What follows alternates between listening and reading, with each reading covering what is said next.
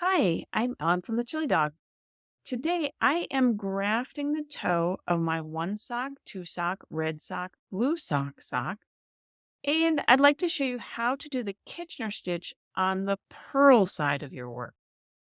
At first, it may seem crazy to turn your sock inside out to graft, but when you see how much more intuitive the process becomes, you may never Kitchener on the knit side again. Just like the Kitchener stitch, you're going to use your yarn tail and a tapestry needle to invisibly graft your stitches together. But before you start grafting, you need to turn your work inside out so the purl stitches are facing you. If you're using DPNs, turning a sock inside out so you can still access your needle tips is nearly impossible, especially if you have a really small opening right here. So instead, I'm going to transfer these last few stitches that I have onto a pair of circular needles.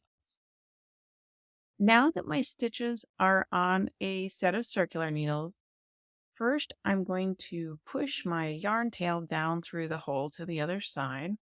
That's where I'll be doing my grafting. And then I can just point the tips of the circular needles down through the toe hole.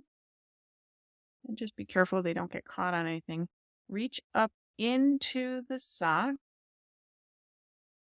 Grab those needle tips. And then turn the sock inside out. And pull your needles through. So now my sock is inside out. This blue yarn tail, since I was working in two colors, weave in later. I'm going to graft with the red. And now, just like for Kitchener, you need your stitches to be divided evenly onto two needles, and you're working from right to left. So I'm going to pull the cord of my circular needle here through the center of these 12 stitches that I moved over. 4, 5, 6. That's right at the center, so I'll have 6 on each side. Pull it through, and then get those stitches back on the needle tips. Now, I'm going to thread my yarn tail onto a tapestry needle.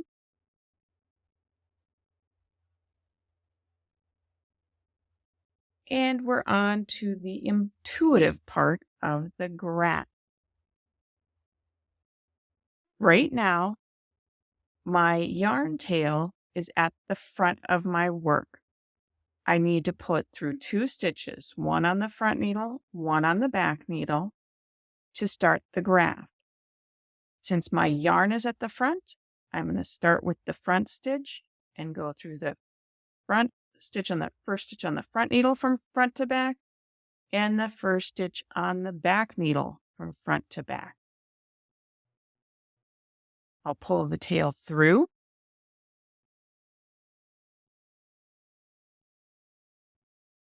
And then drop the stitch off of the back needle.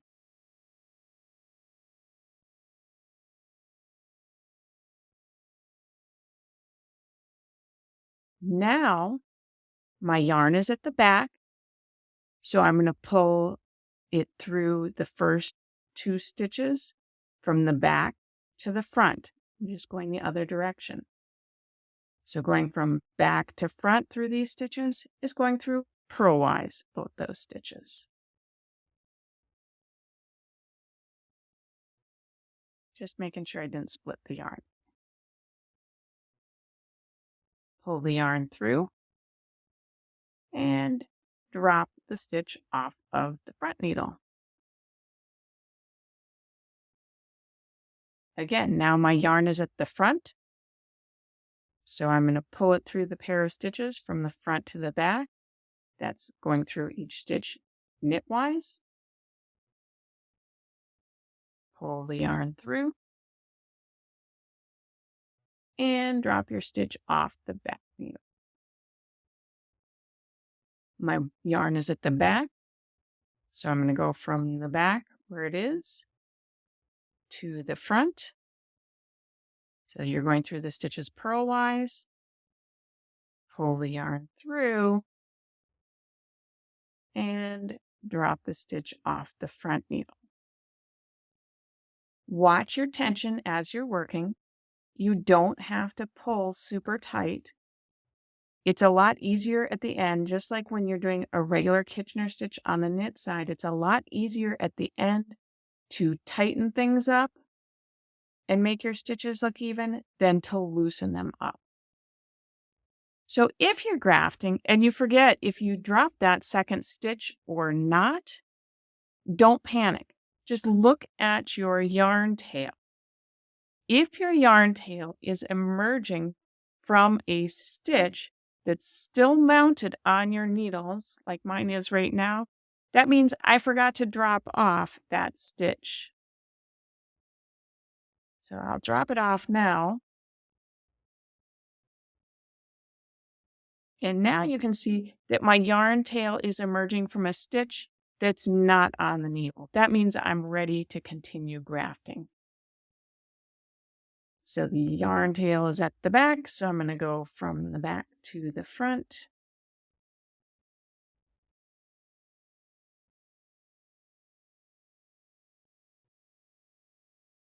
And drop off that front stitch. So I'll just continue with my last few stitches here.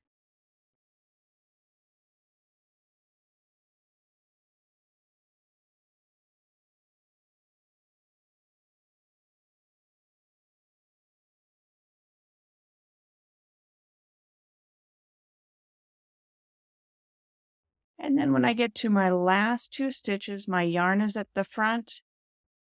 So I'm going to go through from front to back. And I'll just drop both stitches off of my needle. And then I can weave in my yarn tail at the end. Of course, just like when you Kitchener stitch on the knit side, before you weave in your yarn tail, it's good to check your tension of your stitches where the graft happened. And it looks like mine here happens to be a little loose, and that's okay. Like I said, it's easier to tighten up loose stitches than it is to loosen up tight stitches. So I'm just going to go across the graft and gradually tighten up each stitch just by lifting one leg at a time of each stitch and work my way across.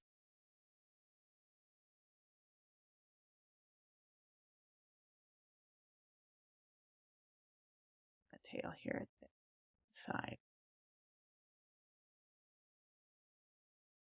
So once I'm happy with that tension at the end, I can go ahead and weave in the tail on the wrong side. I hope you enjoyed learning how to do the Kitchener stitch on the purl side of your work. Even though it produces the same neat results that we're used to with the Kitchener stitch, approaching it from a different perspective makes the process a little easier to understand and remember. Until we stitch again, happy knitting!